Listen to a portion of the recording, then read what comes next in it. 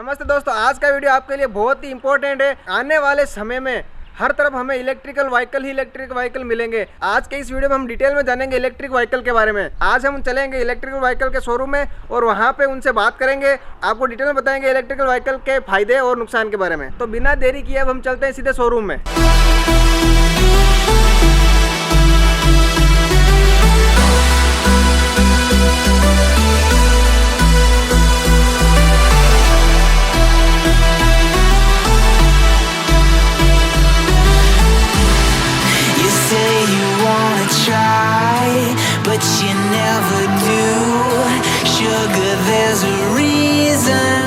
तो अब चलते हैं हम हमारे इलेक्ट्रिक व्हीकल शोरूम के अंदर। यहाँ पे कमल जी पारिक जो यहाँ के ओनर हैं, उनसे आज बातचीत करेंगे और उनसे रिव्यू लेंगे कि इलेक्ट्रिक बाइक कैसी रहती है और आने वाले टाइम में इनका क्या फ्यूचर होगा।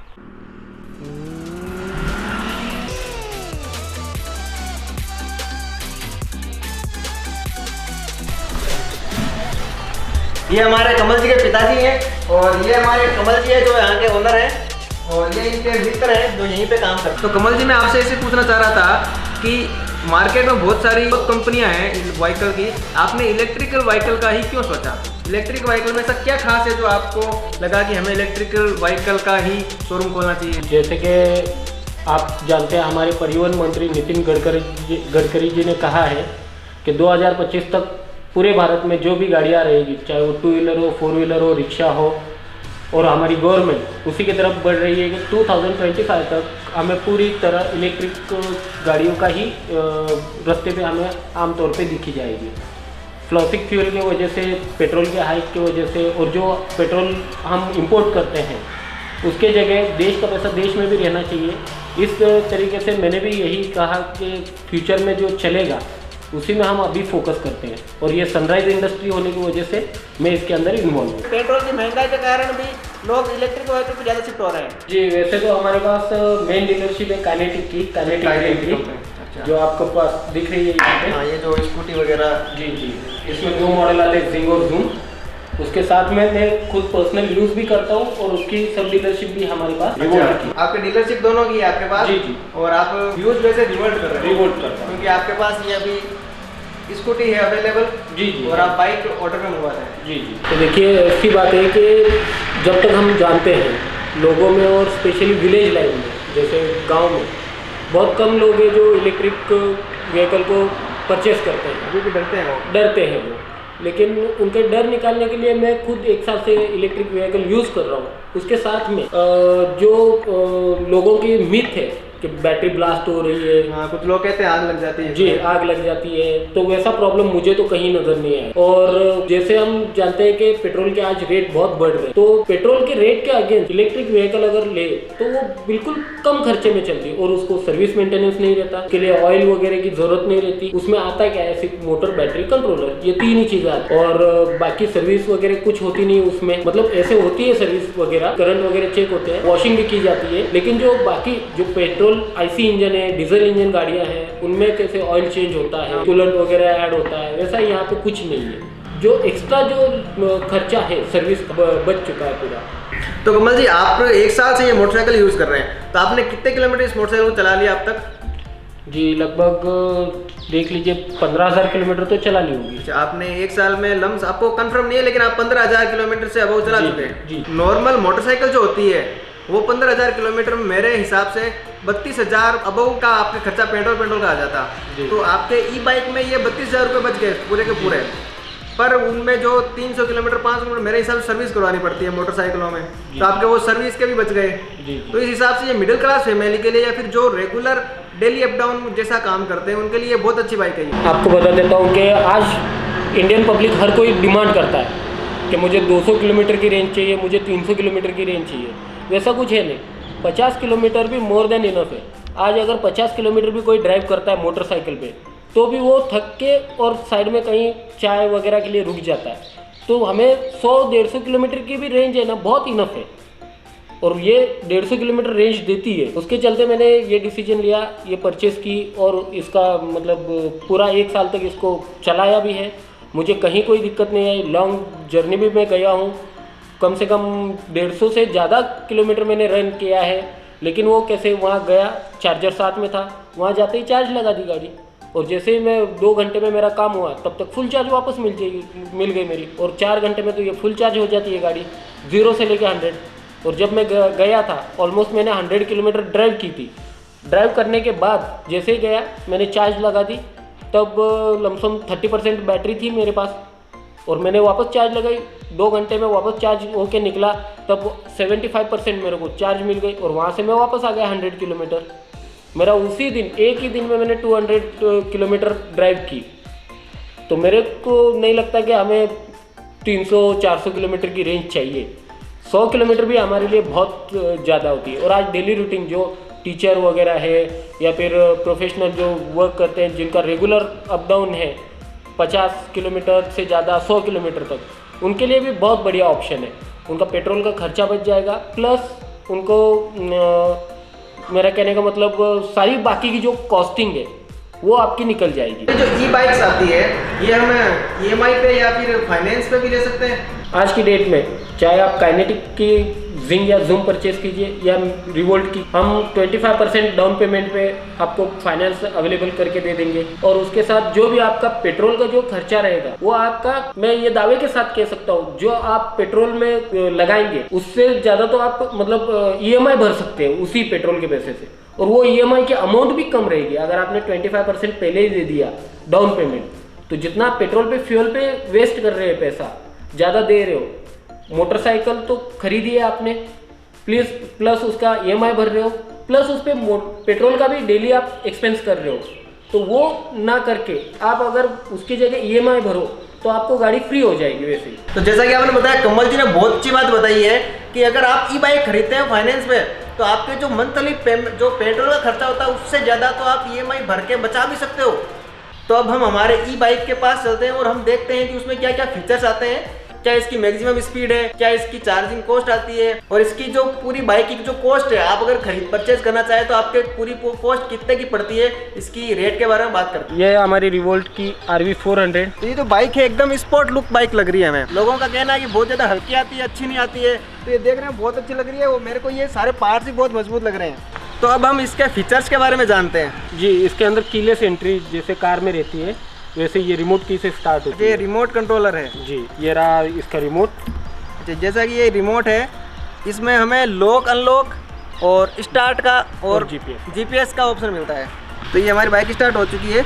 तो इसके जो मोड्स हैं उनके बारे में थोड़ा आप हमें डिटेल में बता सकते हो? इसमें 3 मोड आते हैं। ये फर्स्ट मोड है, ये इको मोड है।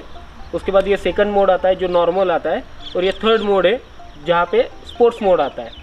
फर्स्ट मोड जो इको मोड रहेगा उस पर 150 किलोमीटर की रेंज मिलेगी आपको। अच्छा, अगर हम इको मोड पे चलाते हैं तो ये इसकी रेंज 150 तक किलोमीटर तक है। 150 किलोमीटर इसकी रेंज है इको मोड में। इको मोड में ये इसकी मैक्सिमम स्पीड कितनी हो सकती है? लगभग 40 से 45 किलोमीटर पर आवर। जैसा कि आपको पता है कि 40 से 45 किलोमीटर की स्पीड बहुत सफिशिएंट होती है कहीं भी ट्रैवल करने के लिए। अगर आप 40-45 की स्पीड से चलते हो तो आप 150 किलोमीटर इको मोड पे निकाल सकते हो।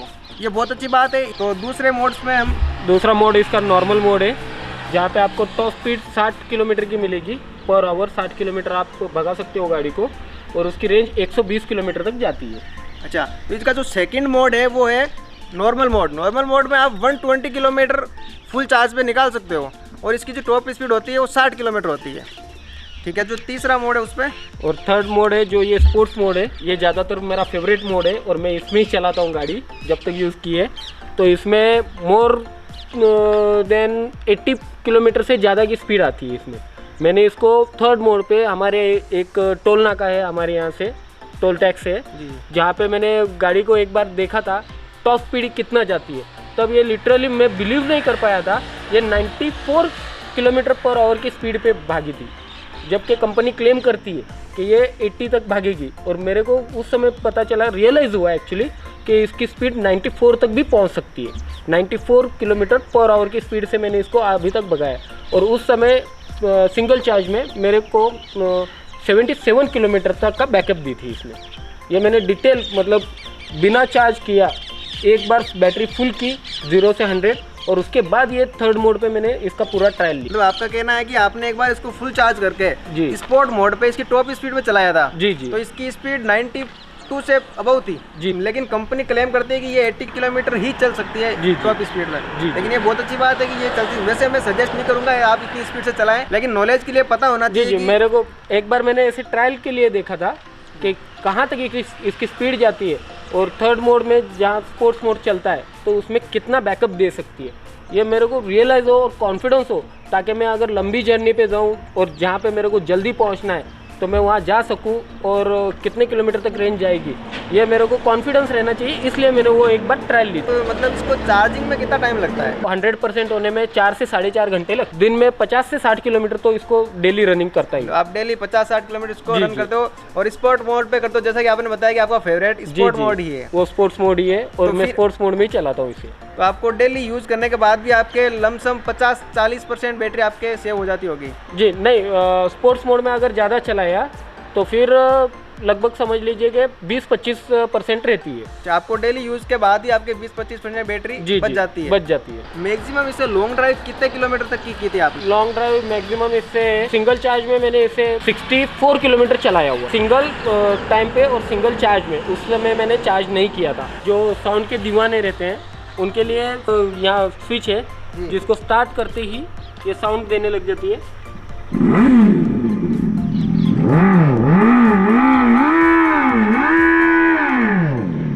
जिनको साउंड चाहिए, इसके अंदर इनबिल्ट स्पीकर लगाया हुआ है कंपनी ने यहाँ पे, जहाँ से आपको साउंड हो जाएगी। और इसमें स्पेशल ये बात है कि सिर्फ ये एक साउंड नहीं, इससे 4 अलग अलग साउंड आप इस गाड़ी में निकाल सकते हो। RX 100 का भी साउंड इसमें निकाल सकते हो, वो आपको मोबाइल से डाउनलोड करके करना पड़ता है। तो गाइस, जैसा कि आपने अभी सुना था कि इसका जो साउंड था वो बहुत ही शानदार लगा। मेरे को ऐसा फील हो रहा था जैसे मैं किसी गेम के अंदर हूँ, कोई लग्जरी कार चला रहा हूँ, ऐसा कुछ साउंड आ रहा था इसमें।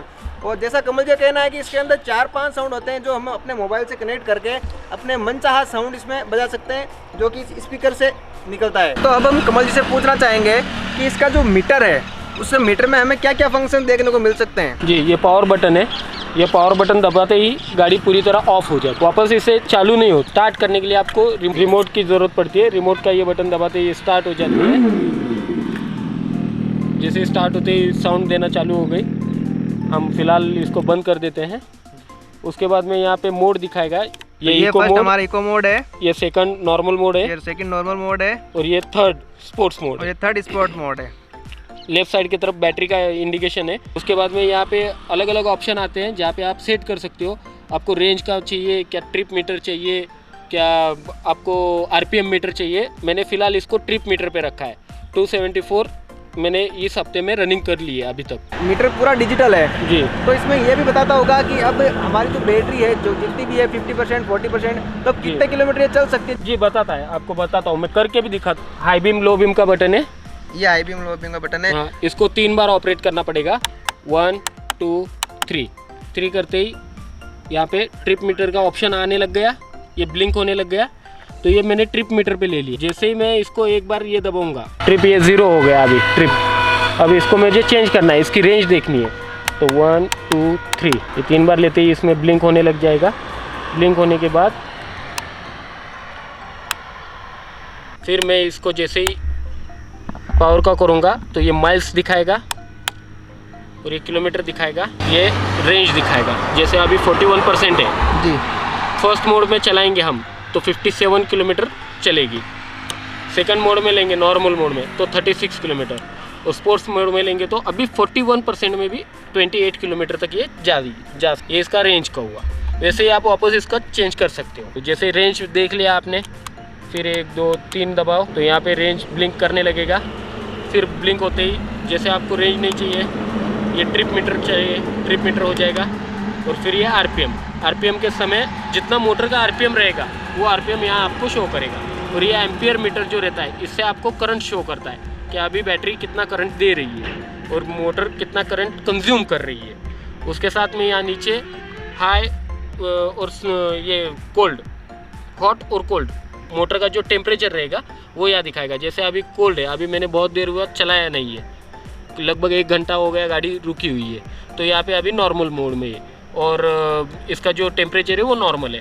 और उसके साथ में ऊपर भी आपको टेम्परेचर दिख रहा होगा, अभी 37 था 36 हो गया। ये मेन की है इसका, इससे ही हैंडल लॉक होता है और इससे ही ये बैटरी खुलती है। ये दबाओ और इसको क्लॉकवाइज घुमा के उठा लो। ये आपको इतनी सामान रखने की भी जगह मिलती है। तो ये इसकी बैटरी है। आपको रिमूव करने के लिए बैटरी को पहले एमसीबी को बंद करेंगे, नीचे करते ही एमसीबी बंद हो जाता है। फिर ये बैटरी का जो कनेक्शन है, मेन लाइन है, तो ये आपको यहाँ से इसका लॉक हटाना पड़ता है। फिर इसको सॉकेट को निकाल देंगे। ये जो पिन सॉकेट रहता है, जो बैटरी रिमूव करने का लॉक, इसको आपको क्लॉकवाइज घुमाना पड़ेगा। यहाँ से आप पुल करोगे बैटरी, तो ये बैटरी ऐसे निकल जाती है। दोस्तों ये बैटरी बहुत ही हैवी है। इसका वेट क्या होगा? ऑलमोस्ट 50 to 60 kg तो है। 50 से अबव ही है मतलब। जी। और इनफैक्ट आपको बता देता हूँ, दिल्ली जैसे मेट्रो सिटी में, बेंगलोर जैसे मेट्रो सिटी में बैटरी स्वैपेबल सिस्टम है, जहाँ पे बड़े बड़े कंपनी की तरफ से, रिवोल्ट कंपनी की तरफ से बड़े बड़े चार्जिंग स्टेशन लगाए हुए हैं। वहाँ पे जैसे ही आप जा रहे हो तो आपके गाड़ी की अगर बैटरी डेड हो जाती है, आपको इनकेस नई बैटरी चाहिए, तो आप आपकी बैटरी वहाँ लगा दीजिए और वहाँ से फुल्ली चार्ज बैटरी लेके अपनी गाड़ी में लगा के आप आगे जर्नी कंटिन्यू कर सकते हैं। ये बहुत अच्छी बात है कि जो रिवोल्ट है, रिवोल्ट के जो ऑफिशियल शोरूम है जो मेट्रो सिटी के अंदर है, वहाँ पे आपकी अगर बैटरी कहीं रास्ते में ख़त्म हो जाती है तो आप वहाँ से बैटरी चेंज करवा सकते हो फुल चार्ज। उसका कोई कॉस्ट है?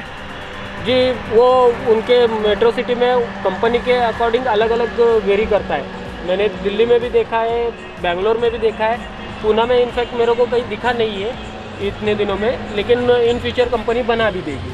लेकिन दिल्ली में मैंने देखा है बैटरी स्वैपेबल सिस्टम है वहाँ पे। अगर इसको चार्ज करना हो तो हम बैटरी को निकाल के चार्ज करना पड़ता है या यहाँ पे आप डायरेक्ट बैटरी बिना रिमूव किए आप आइए, सिंपली आप जो इसका चार्जर है वो यहाँ डायरेक्ट कनेक्ट हो जाएगा। इसका चार्जर इतना छोटा आता है कि आप बैग में लेके कहीं भी कैरी कर सकते हो। अगर बैग में लेके हो तो आप साथ में लेके जा सकते हो। जी, कैरी कर सकते हो आराम से। बाइक को एक बार रोड पे ले जाएंगे और आपको दिखाएंगे कि कैसे चलती है। इसको हम चला के हाईवे पे चला के एक बार आपको दिखाएंगे। Take a moment right here, feeling like it's out gear, driving towards the sun with a rose and a gun, feel the wind in my hair, going nowhere I swear, like an outlaw on the run, dangerous but it's so fun, running, running, no.